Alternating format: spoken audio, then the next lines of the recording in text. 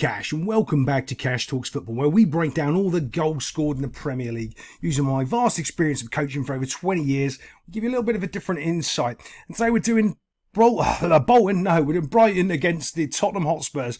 We are watching this game on our live stream. If you want to follow us and join us for that, because I was doing a whole technical analysis and a breakdown of what Brighton were doing wrong and why Spurs were so dominant, and then Brighton changed it. So if you want to check that out, that's there on our live stream, and join us for the next one. But first of all, we're going to talk about this first goal right here. And I want to show you the goal, and then I'm going to show you a little clip, because it happens again. First off, it's the Brighton player pulling out of a challenge and not really giving it his all, and his team gets punished by a goal. And later on, you'll see the same thing happening with Spurs, but it's probably more egregious, the Spurs one, than this one. And I'll show you both so you can get a good example of why you go in for tackles, why you try to win the ball and you play the game true, and you don't look for the referee to give you dodgy free kicks, because if you don't get them, the other team can go down and score, and that's exactly what happens here. So let's just move this forward. Spurs win the ball back from this little dodgy thing. I want to show you from another angle and show you how bad this is. What all this guy's got to do from Brighton is put his foot on the ball and try to win the ball, a 50-50. And if he falls over, he might get a free kick. But what he tries to do there, he dives completely. The ref is in great view. The ref actually had a good game this game. As I said, we watched it on our live stream. He had a good game. Wasn't buying the dive, and so quickly Spurs transition and get themselves a goal.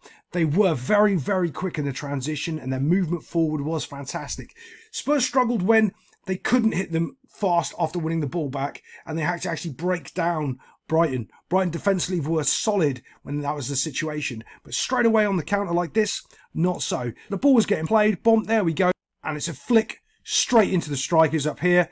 All of a sudden, there's the run. Look at the run. Now it's just a weighted pass. Can he get it right? Because everyone's out of position for Brighton, because obviously they had the ball and they've just lost possession in midfield. Can this be a quality pass with a quality run and a tidy finish? That's all they're looking for. Now this gets even more worrying. If you watch the guy that was tracking him, you noticed he was shoulder to shoulder, but he stopped trying to play him offside. The trap was broken, and now he's just 1v1 with the keeper, and he just slots it into the net box. It's that simple. Track your runners. It would have made it harder for them to get that opening goal. And away we go. Let's get on to the next goal. In true Cash fashion, we jumped the gun because I did want to show you this tackle here. Watch this guy. He dives, completely dives over the leg of the guy coming in to try and tackle him. Watch. As we move this forward, watch. There he is. There's the ball. The ball's behind him. Look, no one's touching him. And he throws himself to the ground right by the referee. Honestly, that should have been a yellow card. And if I was coaching this game, I would have pulled him off, because he's just cost me a goal, and you cannot be trusted to tackle the ball. Like, what are you doing? You've given the ball away, and now they've just scored a goal on us because you're lazy. You can't do that. Not at this level, not in the Premier League. If you're doing that on, the Sunday League down on the old pub field, fine. But you can't be doing this in the Premier League. Now let's get on to the next goal. So again, Spurs have won the ball kind of high up, but not really. I mean, high up as where Brighton are set up in their team, so they're running at the back four, not high up as they're attacking their goal.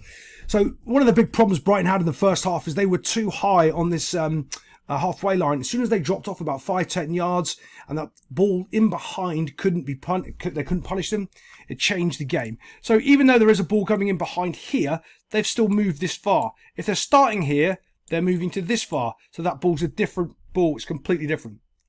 However, on the run here, goes on to Timo Werner, who's not a great football player, but he does have mad pace. And this is what they should use him more to do, is to release him out on that side, and they do it here. Now, to his credit, Timo Werner doesn't try to beat these players. He actually slows down, which I like, because normally he'd try to run it down here and it'd go out for a goal kick. What he does, though, he kind of puts his foot on it, slows it down, brings two players into him, and then lays it off to Maddison. And Maddison passes the ball into the goal. It doesn't take a deflection. It just rolls into the goal. I'll show you that angle. Just goes straight in. And the keeper really should have done better here. It's very poor from Brighton. There's the little layoff. Little touch from Maddison. And he strokes into the corner. And it bounces off the keeper and goes in. He should have been stronger. But let me show you that other angle where Maddison clearly just rolls it in. And it doesn't take a deflection. So here we are. Great view from behind, so we can actually look to see, does he get it into the corner, which would be a good strike, or does the keeper make a meal of it, or does it take a deflection? As we watch, no, he just rolls it, and the keeper really should be keeping this out. There's no power on it really, just on the ground. It's not quite in the corner, it's about here. and the keeper just really needs to do better. So now you're losing 2-0 and it goes into half-time. And if you heard it once, you'll hear it 1,000 times. 2-0 is a dangerous score going into half-time. Yes, I'm one of those coaches that's been winning 2-0 at half-time and lost 3-2. If you haven't been one of those people, you won't really understand what we're saying, but it does happen, and it can happen quite more than you actually think. So let's go on to the first goal that they get back to change this game while Spursy it up. It's not much of a ball, really. They're just down here on the side. And when we're doing the live stream, I kept saying over and over again, they have to knock this ball in early when everyone is running at the goal, because this is when mistakes are made. You're running, if you get down, right, if you can get down here and cross it, that's fine. But if you've got the opportunity to put it back behind their back four when they're running towards their goal, this is how you create goal scoring opportunities from them making mistakes. They were too busy trying to pass it around here, and Spurs were defending really well. And if you give Spurs half a chance, they will have this box locked up tight because defensively they were sound. You have to hit them on the transition when they're running towards their own goal, because they will make mistakes. Now, also, I want you to watch this mistake because there's two. You think it's this kiddie here because he completely mishits it. He does, and it is his responsibility, really. But I'd say 30% is this cat right here, because it bounces off his foot, and it means he can't get a clean contact on it, okay? So when this cross comes over, watch, I'll take a little deflection, and then this guy will completely and utterly mishit it. I'll show you from another angle in a second so you can see it clearly, but that's the concentration factor of him just swinging at it, trying to smash it away, instead of being a little bit more composed and just dealing with the danger. So here we go, cross comes in, donk, there's a little nick, and then all goes wrong. Now you're just waiting for your striker. Can he get his composure and put it in the goal? Yeah, he can. He kind of runs around the ball a bit, but you can see, look, this guy's sliding here. You can't fault him because he's trying to cut it out. You can't fault him because he's trying to clear it. But it's just an erratic clearance. He needs to be a little calmer, a little bit more relaxed, and just put his foot on the ball, and this isn't a problem. Instead, the ball bounces, and he just puts it into the bottom corner. Quality little finish. He didn't use sound effects, so he didn't get 2 goals. Let's move on to the next goal. I mean, the other camera angle, not the next goal. I told you I do it all the time. So as this ball bounces, watch this little nick. There it is, little spoon, and he completely and utterly mishits it now, and that's what causes it. But let's get on to that next goal. Similar scenario. They're pressing down this left-hand side. Now it's a simple ball in, rotates it, simple ball, finish. There's no challenge here from Spurs whatsoever. They're all running back, and this is where you can catch them because they are open on the transition. You give them time to set, and they will defend it against you. You attack them when you win the ball, you will score goals on Spurs because that's where they're open. As this ball gets knocked in, though, you can see it right there, little touch. No one's close enough to make a challenge here, and all he's got to do is thread the ball here, and he gets himself a goal. This is more concerning to me is because you've got one striker getting between 2 centre-backs. Well, I think this guy's left-back, actually. 2 players, and neither of them can really put in a challenge, get close enough, block the ball, or do anything to really disrupt him. The keeper, for me, I'd really want him to come out a little bit more because he is in trouble. And I know there's a player over here, but if the keeper comes out, he also kind of cuts that angle off because he can dive that way and get to the pass that goes out wide. So he really needs to come out and put more pressure on this striker, make himself big, not be down crouched like he is, make himself big so he really can put the striker under some pressure and really make him make a decision of which way he wants to go. Instead, he just beats them and rolls it into the corner. It's that simple.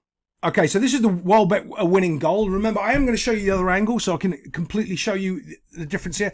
This defender just has to stick his toe on the ball, kick it out of bounds, get fouled, get a free kick. He chooses not to do that. He chooses not to try hard and win the football. He just assumes that this guy here isn't going to try very hard, so he doesn't have to do 100%. He only does about 75%, okay? As he does 75%, this guy does 110%. He over tries.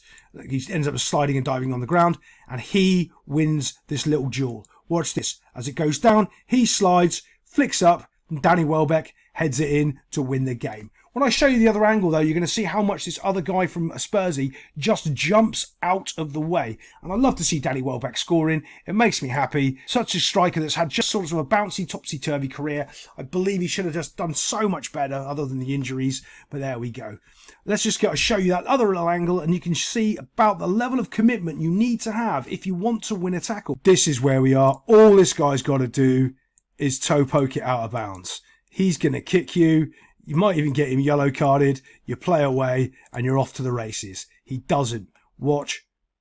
Gets taken out. Do you see that? Both legs get taken out, snapped. That means he hasn't pushed his foot forward because both legs are in the exact same position because he doesn't think that guy's going to flick the ball around the corner. He just doesn't think he's going to try that hard. He does, and he costs himself and the team a point, maybe even 2.